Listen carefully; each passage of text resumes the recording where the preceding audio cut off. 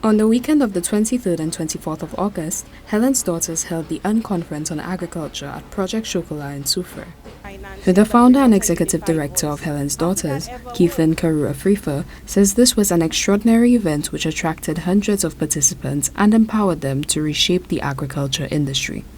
This weekend we have the Unconference on Agriculture, and the reason it was called Unconference is because it was your non-traditional conference.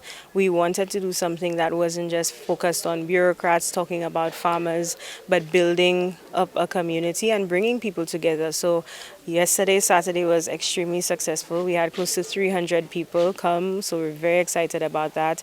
We had balcony chats, so instead of fireside chats, because we're in the Caribbean, on things like food as medicine. We had conversations on males, on men stepping up for gender equality. We had a panel a balcony chat on the future of Caribbean agriculture, which covered things like honey, cannabis, and cocoa.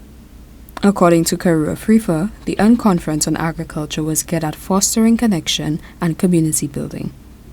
Having that unified voice can allow us to advocate for things like better access to finance, for access to land, and so forth. I think before we try and do anything, we need to have almost like a block, a negotiating block, if you will, and also to realize that government doesn't have to do everything, that farmers also need to come together, especially Caribbean farmers, because we work in such isolation. So I think this event is not only building capacity, but most importantly, building community and building power. It is hoped that the connections built within St. Lucia's agriculture industry will empower its producers to overcome the challenges they face, whilst hoping that this effect will be mirrored throughout the rest of society. We asked, okay, what do you think, is the biggest issue in farming? And people said the usual, access to finance, land, and so forth. But we are the same persons that in the agricultural sector, there's a lot of infighting. There's a lot of competition. There's a lack of cooperatives and associations. We are dying out this whole concept of collectivism, of working together.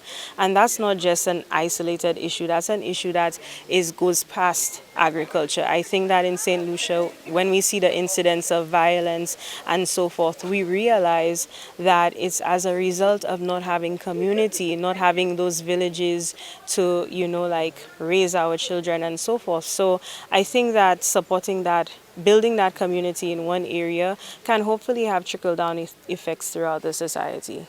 Speaking on behalf of the Caribbean Climate Justice Project, a sponsor to the event, Dr. James Fletcher commended Helen'S daughters and challenged them to continue working. I really commend Helen'S daughters for the work that they've done. And as I said, challenge them to do even more work, because we really need to see a revitalization of the agricultural sector in this country. I know the government has done some things, but there's still so much more to be done. The provision of microfinance to farmers, the provision of more specialized technical support, assistance of marketing, which Helen'S daughters again was able to do. I'd like to mention here Dunstan DeMille, who was a real founding father, if such a thing exists, of Helen'S daughters, and how he was able to get Helen'S daughters in to understand what marketing of agricultural produce is all about. So it really, I commend them. The Unconference featured presentations and panels on funding, finance and climate change, as well as workshops including cooking demonstrations, backyard farming, animal husbandry and storytelling. This event, intended to be held every 2 years, is gradually progressing agriculture in St. Lucia and the Caribbean. For Choice News Now, I am Cianna Dalsan.